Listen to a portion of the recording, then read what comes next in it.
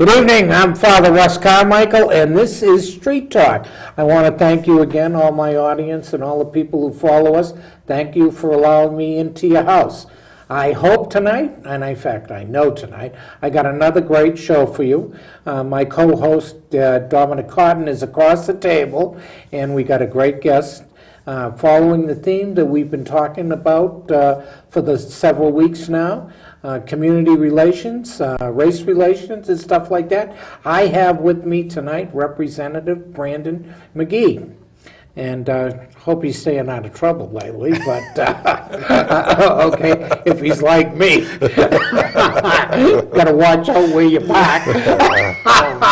Of course, I don't get in trouble because I'm white and you're black. They're looking for you. Okay, so we're going to have some fun tonight, and I want to say, we love Andy Maynard, and he's progressing great. I miss you, Andy, and we got to get together for dinner. I'm sorry, I've been so busy. In fact, I was stir crazy. I was in the house for 5 days, for crying out loud. I was afraid I might be in for a couple more after this show, but we're wishing you well, and I know you're always watching the show, and keep a close eye on what we're up to.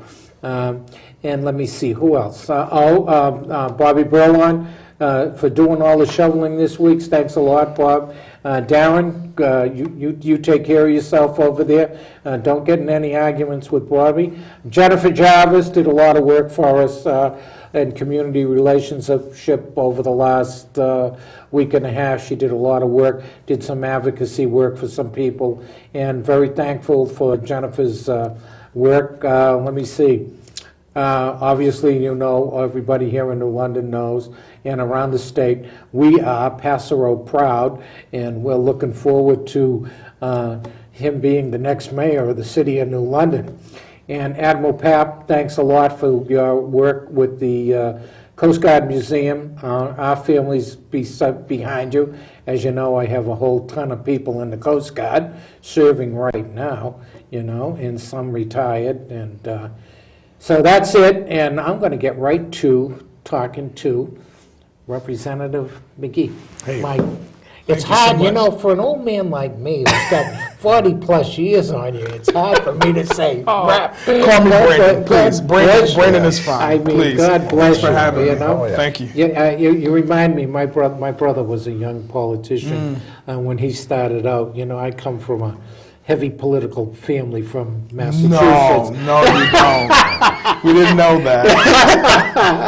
But I remember my brother was an alderman for crying out loud. I think he was still in high school when he started as an alderman, and then he's a sheriff, and now he was chief investigator for the state auditor of Massachusetts, who was another one of our relatives up there, but he's retired. A lot of connections here. A lot of fun, but yeah. I was joking about that lousy. That was No, a sideway thing. But I definitely meant every word that I said during my apology, and it was my doing in terms of asking all of the reporters that wanted to stab at me, meet me back at the Dunkin' Donuts, and take a shot. And I want to make a public apology, and I want to move forward. That was good. So so. It is what it is. I apologize. I made a very sizable donation to an organization. I wasn't cited. I wasn't given a ticket, contrary to some of the posts that I read. And I had to stop reading them because after a while, it was just ridiculous. But nonetheless, we've moved on since then. And I wanted to get it out of the way right away so that we don't have people around there saying, "Oh, Father didn't challenge him on this," or something like that. Yeah. What I really want to talk about, and what goes right to your heart, I really want to talk about all the work you're doing with community relationship down there. Absolutely. Well, first of all, I would be remiss if I didn't thank you two for giving me this opportunity just to sit in your living room, if you would, and to talk about some very important I wouldn't say issues, but challenges that we've had for a very long time in our communities.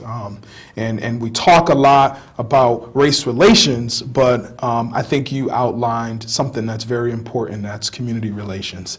And so over the past maybe month or so, myself, along with others in my fraternity and community stakeholders, have been working to organize what we call the state of our community. You want to tell my viewers where you're talking about? Yeah, I automatically assume people. We're not. So we're so you recognize. So my apologies to all of your viewers, but I represent Hartford, the northeast section of Hartford, Right. Which is sort of the North Main Street, if any of your viewers are familiar with the greater Hartford area. And portions of Windsor, the southern portions of Windsor, I share with two other representatives, Representative Peggy Sayers and David Barham, and Senator Eric Coleman. And so, and on the Hartford side of the district, and a lot of folks from Windsor and thereabouts attended what we call the community, the state of our community, which was a community forum in light of what happened in many different areas throughout this country, namely Mike Brown and Tamar Rice, and the list goes on of young people that have lost their lives at the hands of public safety officers. And I wanted to, and I continue to do this, challenge the community to go deeper, go beyond just the emotions, right? And I tell them all the time, you're right in how you feel, but how do we move forward from the discussion outlining this is why I'm mad and they did this to me? And so how do we have some more productive conversation as to how to move our community forward and talk about the race component, the race relations that many of us overlook? Well, nobody wants to talk about it. No. Okay. In fact, we had Bruce Morris on and stuff like that, and had Carol from on. Well, I happen to come from an interracial family and stuff like that. Didn't start out that way, but ended that over my lifetime. I knew there was something in your blood. And yeah, well, Carmichael. It goes back a long way. Abolitionist and slave. Well, but that's another story and another night. Yeah. But obviously, in my partners, when I was very young, I was a troubled youth, and I got in trouble, and I went to prison and stuff like that. But I had one of the first interracial gangs. I mean, we were all associated and buddies. So I come from probably a little different perspective than other people. I'm not afraid to talk about my own racism, how I had to learn, didn't even know I was a racist. Okay, as you and I were talking a little bit before the show about, so it's a hard subject for most people. And for white people, most of them, they have no idea that they're racist, have no idea of the history, and because it's a lack of education for me. Because if you get educated and you really understand what happens, you find out we're all in the same boat. I was going to say, you take a lot of ownership, and I want to push back on that. I think it's all of us, right? Oh, yeah. There's some things about us. Yeah. Just want to make sure it's not just one-sided. It isn't one-sided. Yeah. That's the thing you have to come to grips with. That's right. So you can deal with. I mean, it doesn't matter. It doesn't matter just black, white. It's Italian, Irish. There you go. It's British, whatever. It's Hispanic. I mean, you got to be kidding. I'm a Colombian. You're a Puerto Rican. I'm a Roman. You're Sicilian. Oh, please! It's this garbage that is the bottom, and underneath us tribal stuff that's still with us.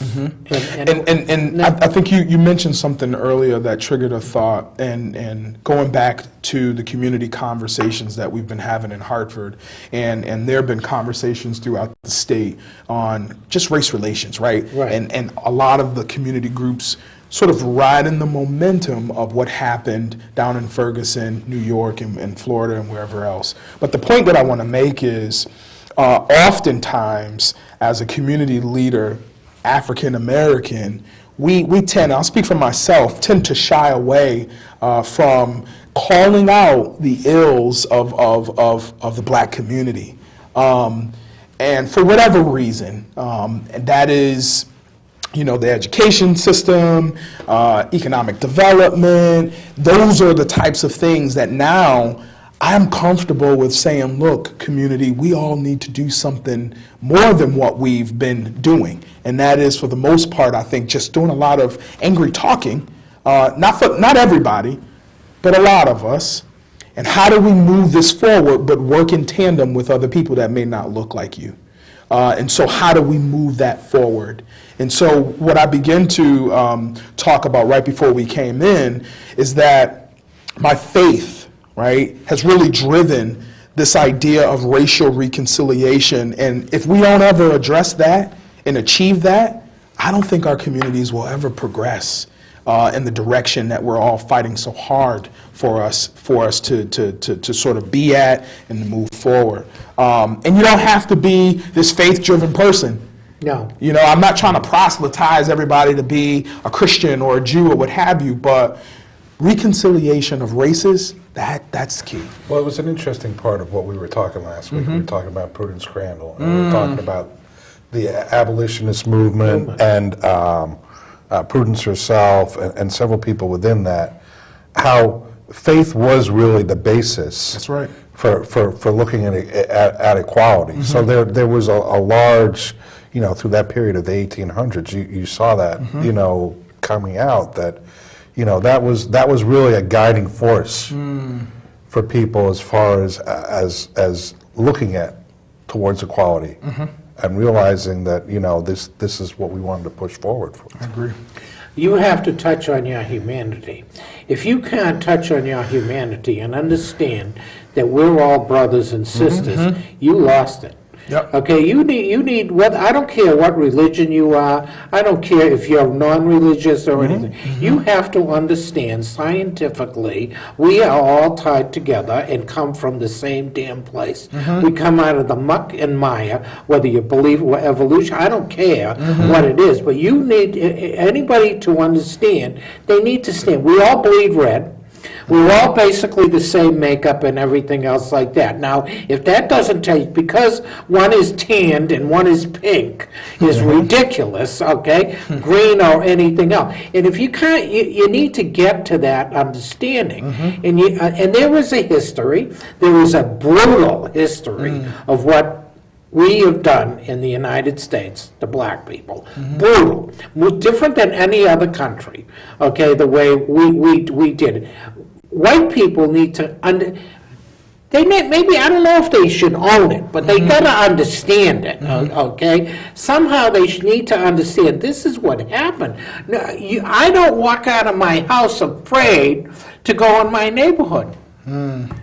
As I told Bruce, you ain't walking in my neighborhood and not being a little bit worried, or you're going to get stopped, or they're going to be looking, you're going to look different, because in the North, there was quite a different, as I said, different racism.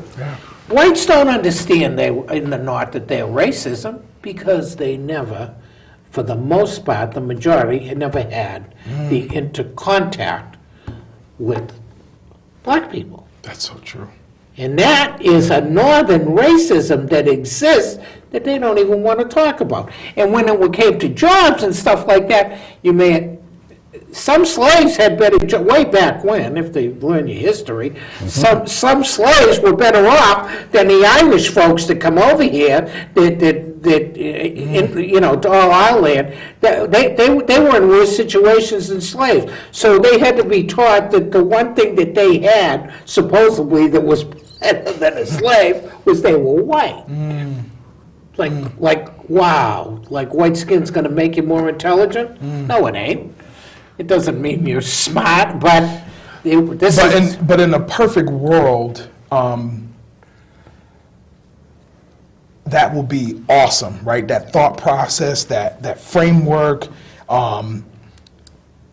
But the reality of this is we still have people who, for the life of them, don't believe what you're saying, right? Oh, yeah, yeah. And, well, and so, exactly, right. and so for me, I am just so excited Wow, that my mother and my father were so open, and still are to this day open to me having friends that didn't look like me. Likewise with my sister.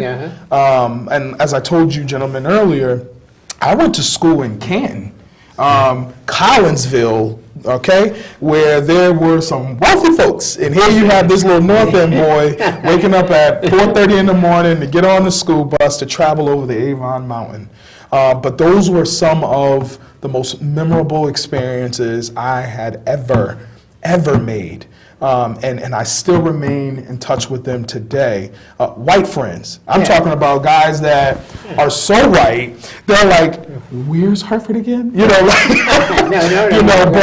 so I'm saying all this to say that it also starts at home. And I remember, I didn't tell you this out there, but I remember when I went to school in Alabama, Montgomery, Alabama. This is a shameless plug, but I also served as a pallbearer for Rosa Parks' funeral when they hosted her funeral in Montgomery.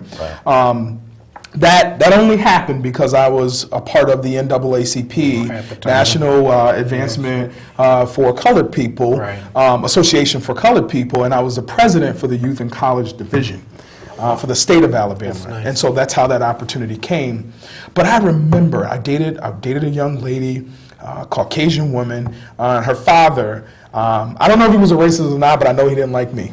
And it just didn't work out, all right? But I just remember feeling like crap, and I remember my friend, I remember her telling me, I don't know where this is coming from because my mom didn't teach me to hate or dislike people because of the color of their skin. She didn't say dad, she said my mom. And so I'm like, wow, this really does start at home. When you begin talking about race relation, racism, and that it still exists. And so circling all the way back to the community forums that I've been having, and hopefully the snow doesn't push us to postpone the next one on Monday at the Hartford Library, downtown Hartford, is how do we move the conversation from, again, telling us, why we're all mad about what the cops are doing to our community, but how do we work more closely with public officials, public safety officials around these issues that continue to sort of plague that relationship, and how do we move forward? And that, we can talk about that in every aspect of the community, not just the public safety portion of it. But anyway, I can. Well, no, I know. Much like you, I mean, I came actually from a different country. I came from England, over here in like 1976 or so, and that was probably right after a lot of civil rights stuff. And I know I was having this conversation with my mother because she lives up in Rochester. They live in the middle of Rochester, and I know she has a lot of uncomfortability with the level of crime that goes on, in neighborhoods to her north. But she always, she didn't instill any kind of like feelings towards anybody. I mean, that I can remember. But I remember going through school and,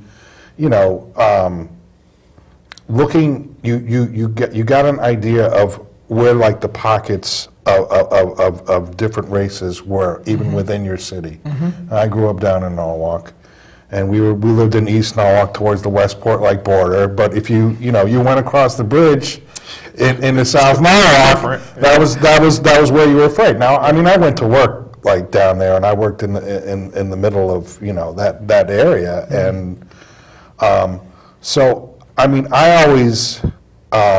As you say, you were always faced with it. I mean, people were around me, and I've been, always felt comfortable around people because of the involvement from our schools. Our schools were very integrated. They drew from like every different area. And so, I mean, I don't have the level of discomfort, dealing with other people with other races. I also work in human services, so it kind of fits the pattern of what where you're at, anyways. But I know one of the reasons that I wanted to have you on was because we were talking about the next generation, and that younger people today, I think, have different views of race. I think they're much more integrated than even at the times that when I started going to school, and you had this sort of like, this, I would say it was like, the next evolution beyond like, the integration of the school system. And like I said, I walked into it kind of like in the middle of it, so I never knew any different. Yeah. See, I'm not sure. See, when I think about that and having the conversation, I think about the North End, Italian community, okay? I'm thinking right now of the guy who went to work, jumped in the truck today, is back, might work for the brewery or something like that. Italian guy, thinks he's Italian, talks with an Italian accent, even though he's, maybe second generation, still thinks he's off the boat, okay? He goes back, he's got his kid growing up and stuff like that. They're in the Italian community. He doesn't go over to South Boston to the Irish community where the Irish guy, same thing, is doing, a mother, a teacher, or whatever, live in the Irish community. And then you have the Roxbury community where you have the black guys. All these people are working all day long and stuff like that and saying everybody else is a jerk because, and maybe watching, talking head like me on here and us on here and saying these guys are full of baloney. Because of the lack of interaction between communities. And we're talking about going right into the house. That's exactly what you were talking about. Now, I know my children happen to be raised with interracial stuff. I know when I was in trouble, and way back when I was real young, my youngest children were actually placed in a situation through friends, not by the state, where they were in the middle of the black community. Two little white kids with a relative and friend of ours that happened to be black, so they get. So to them, going from a white family to a black family is like, oh, okay. They don't know that and of course when they grow up, then they understood, oh, wow, we're supposed to be different. They got that, but they say, of course they know, no, we're not. This is all people don't understand. And that's kind of what we're talking about. How do we socially get those fears over with? Because you got crime, okay, Italians have crime in their stinking community. And they have bad schools and stuff like that, okay, and they got bad kids. So don't the Irish, so don't the British, and so don't the, okay, but who do we focus on in the U.S.? Blacks. It's sort of like polarized. And Who is the most arrested? blacks. Yeah. Yeah, 80% of all incarcerated and people under the justice, black and brown people. Yep. You and I do a robbery, okay? I'm gonna get 6 years, 6 to 10, you're gonna get 25. And I don't care if you got a good lawyer. That's right. That's the reality. Same crime. Our people don't wanna look at that. See, and I'm saying our people, I'm talking about whitey, I'm talking about pinkies, red, okay? Now, our people don't want to look at that. They say that's a bunch of crap, okay? It's, who's the welfare queen? Ronald Reagan and the biggest lie in the frickin' country about some welfare queen, and the biggest lie ever. It's still going on about this person that did all this stuff. It was a black welfare queen. It wasn't a white princess. And it's still, look at what we've done to probably one of the best presidents we've ever had. The whole group don't want to let him get a program by. And that's the kind of problems we're Well, talking it goes about. back to, and I don't mean to bring this up again, it goes back to where we started off with, that, if you're black in America and you're in a position of power, you have to be perfect.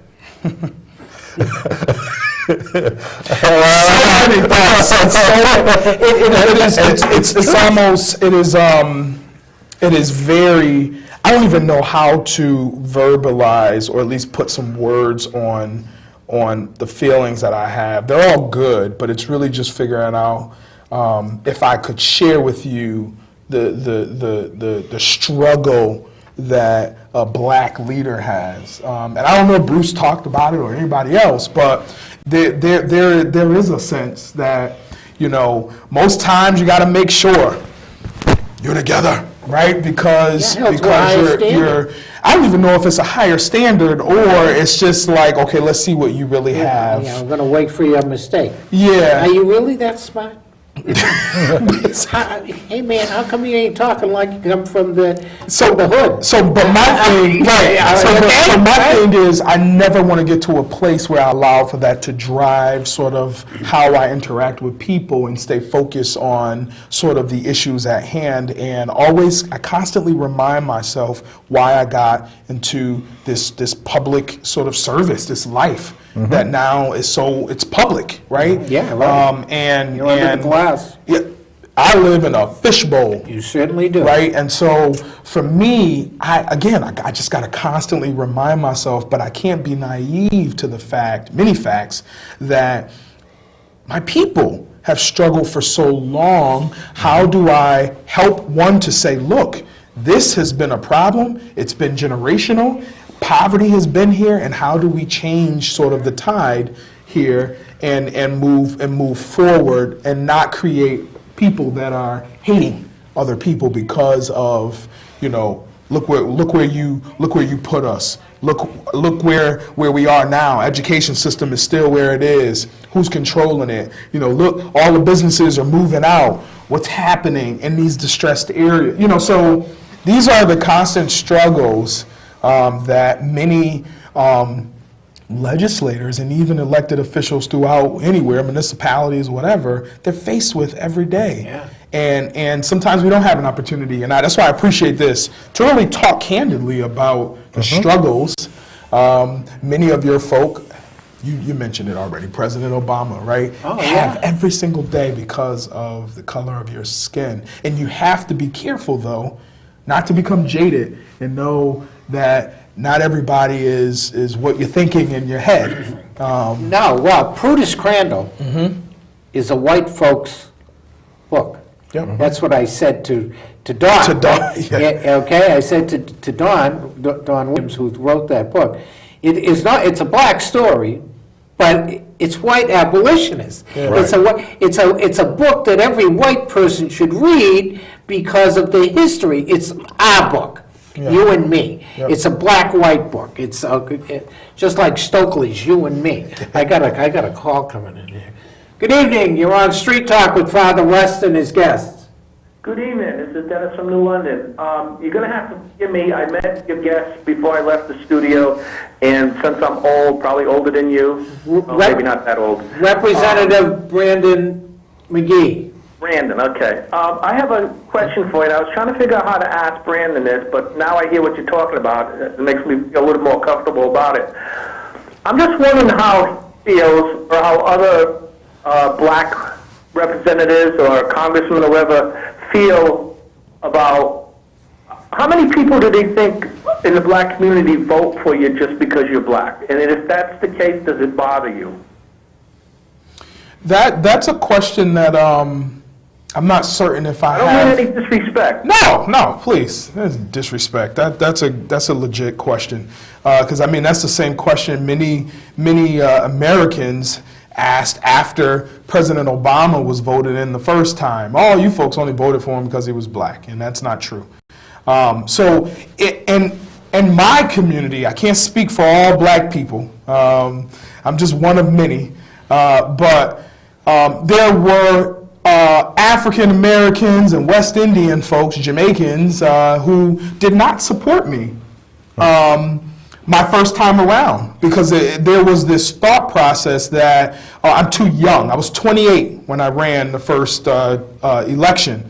I should wait, because in our community, you got to be older. You got to have some salt and pepper in your head, and you have to have lived through some things in order to be in these positions. And so I would have to say no. Because there were folks who look like me that says, "Oh, son, good job, but I don't think this is your time." You also have white constituency too. Oh, I have a huge white constituency in my district, and on the contrary, there were folks that were white that were like, "Go for it," So it wouldn't be safe for me to say just because I'm black that all black people supported me. However, all black people. The reason I asked that is because you mentioned it just a little bit ago about people claiming that black community voted for Obama because he was black, and that may be true to some extent, but that happens in the white community also. Yeah. But just to clarify, I do my research thanks to him hammering me, and I look for what the candidates are bringing to the table. Yeah. But it bothers me when I hear, when I think there's so many people out there that they just don't do any research. They just vote for anybody for some of the stupidest reasons. And I was just curious how, as a politician, how you must be aware of that and how that made you feel. Yeah, so that's the only question I got. No, that's a really great question. And again, in my district, I represent Hispanics, Latinos, Mexicans, West Indians, folks from India. I mean, I have such a wide, diverse district. And again, not all people that look like me voted for me.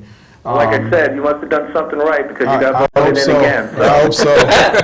Thanks, Dennis. Thanks a lot, Dennis. See you guys later. Up to that point, though, too.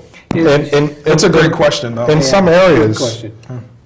you're talking about Republican, Democrat. yeah. They don't run a candidate. No. I mean, New Haven, they don't run Republican candidates. They, some people run Hartford unopposed. too, though. Hartford as well. Like we have a strong Democratic base. Yeah, but you have a primary. In the beginning, you're running against your own. Yeah, we're running against our own. You're running against your own. I did that the first time 3 times. Yeah, right. I mean, it's just like Michael can end up running against Finbag, stuff like that. So you are running against your own in those certain conditions. But again, no, Republican isn't going to stand a chance in that particular area. Okay, that's a situation where, Dennis, to answer you, the Democrats in where Brandon comes from, the Democrats dominate. A Republican doesn't stand a chance. But in the primary, that's where he would be running against somebody else in the party and stuff like that, just to clarify. And I've heard people question, I mean, as a person of color, do you feel that sometimes the Democrats take you for granted? Yeah. Well, I question I mean, that. That's a good question. I mean, we got Ernie. I mean, I love Ernie Hewitt. Most people know that and support Ernie. Okay, but I've heard that said about Ernie. Oh, well, he gets it because he's locked up the black community, and that's not true because I mean, in his last race, a lot of he's got a white constituents. I'm one of them. Our whole group support Ernie and stuff like that. So, and anybody they've never put up anybody against him that I could ever see is running. I mean, you'd have to find somebody really, really tough to go against him because he's always there for his constituency. I know where he is every morning. I see him if I got a problem, stuff like that. You can't beat a guy like that. Yeah, but to your question, I think your question, you said, does the Democratic Party take for granted our involvement within the party? That's a big question. That's huge. But, from where I sit in terms of my involvement with our town committee citywide on both sides, Hartford and town-wise in Windsor, depending on who you talk to, the response changes. But I've been extremely supported by by my town committees. I'm slowly building a great relationship with folks on the Windsor side because I'm a resident of Hartford. Yeah, and so, yeah. you know, my opponents would use something like, well, he wouldn't be able to support both districts, right? As if I'm the first person to represent a multi-town, city district, which is not true. Isn't that where, that's Senator Coleman's? Yep, so Senator Coleman, he represent portions of Hartford, Windsor, and Bloomfield. Okay, so- And have been doing it for years. Yeah, right. But to answer your question, if you step outside of the municipal area and maybe, you know, as you get out, there's some questions, right? Are we sitting at the table, or are we sort of the afterthought in terms of, you know, what's that issue y'all working on again, y'all black folks? And then maybe we can talk about, you know, so I don't know what those conversations are like. But sometimes I do feel that way, but that's just Brandon.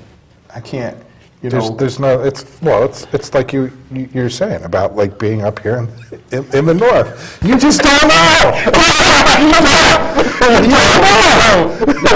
And that's the insidious part. That's the And that's the problem. part that if you run it would eat away at It eats you. away at you, okay? So I remember the guy at the parole, Ralph goes, you know, most of my viewers know we support Ralph. He's my black associate partner that's 47 years in Massachusetts prison. But he goes up for parole, and he's got the book. The parole board's got his book, Manumission. I didn't show, okay? And they got his book, and one of them says, "This book looks like you wrote it, you're angry." And Ralph said, "I just wrote the facts." Wow. My reaction when I heard that, I said, are these people stupid? I mean, okay, this is about his life, his persecution as a black guy. How can any black guy write a book that doesn't maybe seem angry? You gotta be, I don't care who it is, okay? I said, what was this person thinking? But why would he have to be angry, though, stating the facts? He's not. Right, that's what they can't figure out. And so, that's just a rhetorical question. Yeah, but exactly right. What they can't figure out, 47 years in the joint, educated himself, graduated summa cum laude, from Boston University, an author, writer, an artist, Musician. and musician, Yeah. and he's an active political activist. Okay, my fault, you know, just in case Ralph's family's watching. Political activists and stuff like that. They assume he's going to be angry, and he's not. Right. He's articulate. He's brilliant. He's and everything he's done. He's long paid for his crime, and stuff like that. And they just. I don't think they can figure him out. Yeah. They expect, you know, he wrote facts. Now, if you would read the facts, he just wrote the way it is. It isn't about anger. It's about this is the way it is. Yeah. You know, Yeah. and it's too bad. And again, the other side of that is white people do not understand, and they don't want to hear that they don't understand, and they lay blame on the wrong things. They don't understand, and that I don't know how you communicate that. I really don't. I think interaction has been the thing that is. I'm not ever saying I'm not. I think we'll always continue to be somewhat racist because I make judgments and stuff like that. But I think education and interaction is the thing that got most of that stuff out of me. Okay, and the knowledge of the history that I'm very proud of with my own family that goes back all the way to Scotland with the anti-slave stuff, way back to the 1700s. And you got one group that are anti-slavers and the other ones that were in the business, okay? which is nothing you can do about Right. and that's part of our problem. There is nothing we really can do about what's going on, but we can do a lot with the future and with our children and our grandchildren, and of course, young folks like you, which I love. I mean, this is great to have you. I really am very happy to have you here. I'm glad to be here. I mean, it's really, because this This is guy a, pushing, making sure I was here. well, this is a great, this is an issue with the struggle for justice Yeah. and stuff like that is really true to my heart. It's what I'm about, okay, having been my own, myself, a troubled youth, went to prison myself, and everything else like that. I do these shows for the guys and the women that I left behind and show that they can change. You don't never have to be accepted by society, for people like me. Once ostracized, you may never get back in, but you can contribute to society if you want and have the desire, and you can change. So I kind of do this as that, as you are an example to black children, black community, now, with the struggle.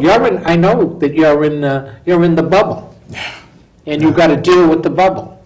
Okay, and the better you deal with the bubble, the greater that they have people, someone to look up to, someone to hope for. I mean, the greatest thing that's happened in my lifetime for that is having the president elected, first black president. That is unbelievably huge. That is huge to have black children, brown children, to be able to look up and say, hey, I can get there.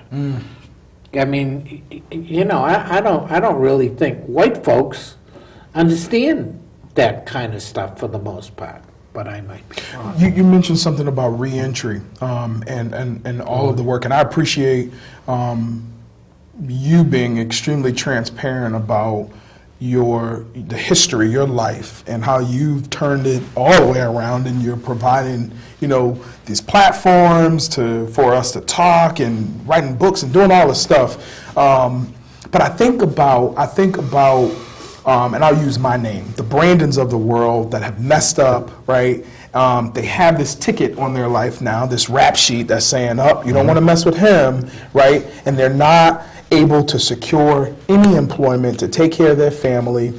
Better yet, they can't even live in the house with the mother of their children or child, right? Because that's what the law says. That's what the law right? says. So what are we doing? And all these people, they live right in the very neighborhood that I represent, and I'm sure there are other communities throughout the state that experience this as well, but how do you tell that young man, by the way, go get a job, knowing that they can't, And Well, that's the difficult, that's the outrageous difficulty of what we do. You can't. I don't do that. I don't do that in my community. Yeah. Okay? I got to get a job. I argue about this all the time. Get a job where? You can't even get a job. If you got a felony, I try to explain to everybody.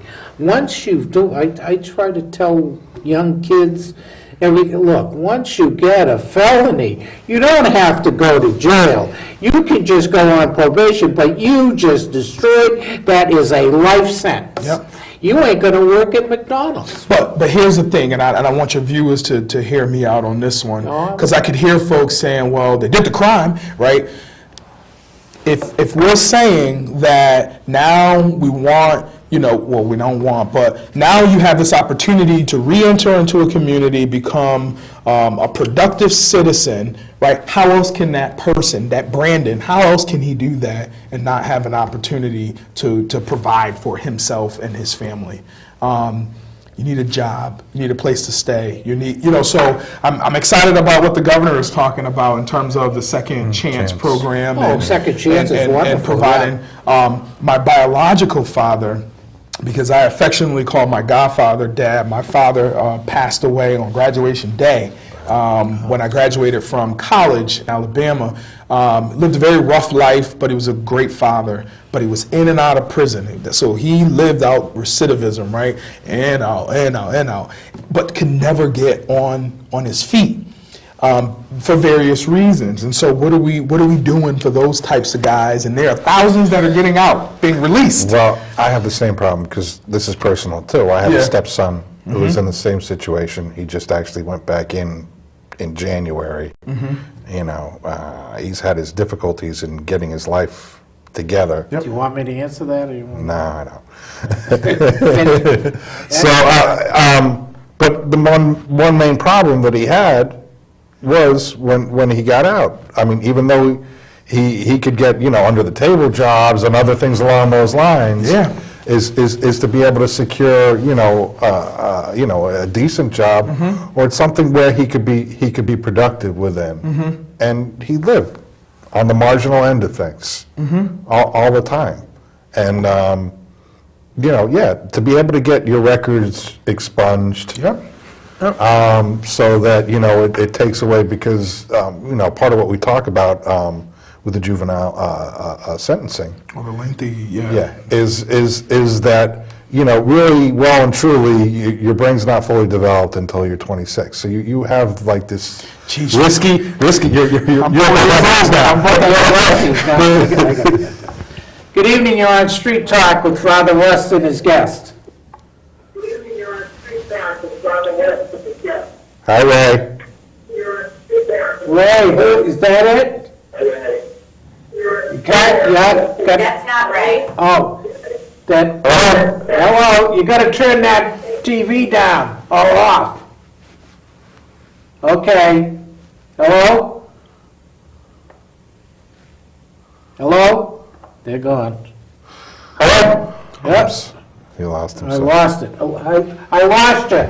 If you call back, you gotta turn that TV off, otherwise you can't come, it doesn't come over the situation. Sorry about that. Okay, if you call back. Didn't mean to do that. But the point of the matter is, you know, people are going to make mistakes Yeah. as teenagers, and you know, to make that like their life sentence beyond the time they've done. I know you talk about it when you were out in Arizona. You did your time out west, and that was it. Oh, well, that's a different, yeah, well, they're very different out there, okay? I mean, I worked in the police department. I spent 8 years, and would still be there today. I was the union guy if I didn't get seriously hurt, okay? But, oh yeah, it was amazing. And the West is a different story. I mean, I could carry my guns, and I went hunting and trapping and all that. Once you do, well, they sentence you. Okay, when you're sentenced, and you know, I was not a hubcap thief, as most people know. Okay, when they sentence you, okay, you were sentenced while on probation or parole, you can't carry a gun. Once you're off probation or parole, they could care less. It's open carry and stuff like that. Of course, they'll shoot you, too. So, I mean, it's the kind of place that, you know, that's just the way they are. Once you've done the time, unless it's related to children or something like that, once you've done your time, This there's is no... Arizona? Arizona, in most of the western states, that's the way they are. Okay, very different than we are around here with the Corey law or what you go with the criminal histories law that puts you out of everything. Okay, now I was out of everything. I've had to be a businessman or something. I had to find a way. My first years trying to change were very difficult because I was going to feed my family, and again, I said I wasn't a hubcap thief, and I made a lucrative living in the crimes that I was involved in. But my situation, okay, to change was really hard because at the final point was I had to really say, okay, I'm not going to make any money. I'm going to have to go and pick up cans or something like that to make a living. Okay, that was not an easy task to do. So I do understand the cyclical situation of a person going in and out. And I'm blessed with kids who have done well for even in spite of their father. I cannot believe Okay, I want to give Brandon some time. I'm looking, and I've got This three. is, no, I like this. I mean, Well, I got 3 minutes and my show's over. I mean, and it's just been wonderful Yeah. to have you here. Would love to make sure we have you back. Well, we're going to see Brandon a couple times next week anyways, because we'll be in his I do want to say, I wanted to say, yeah, thank you. First of all, thank you. I know I've said it on a couple times already, but thank you for this space to just talk about some of the things that oftentimes we don't overlook, but we don't take time out to really hear one's perspective and talk about the challenges that we face, personally, and giving me space to share some of the daily struggles as a politician, a public servant face on a daily basis, a young one at that, in the great state of Connecticut. And to your viewers, I mean, you got some folks, they're listening, they're calling in, so that's pretty. We're very fortunate. Street Talk people Yeah. are really supportive. They're activists, the most of them, and everything else. We are very fortunate with our audience. My only concern, though, is that you all don't reach down to Hartford, so we got to figure out how to get you on some other networks. I let my happy to sponsor Street Hey, listen, we got to make that much money.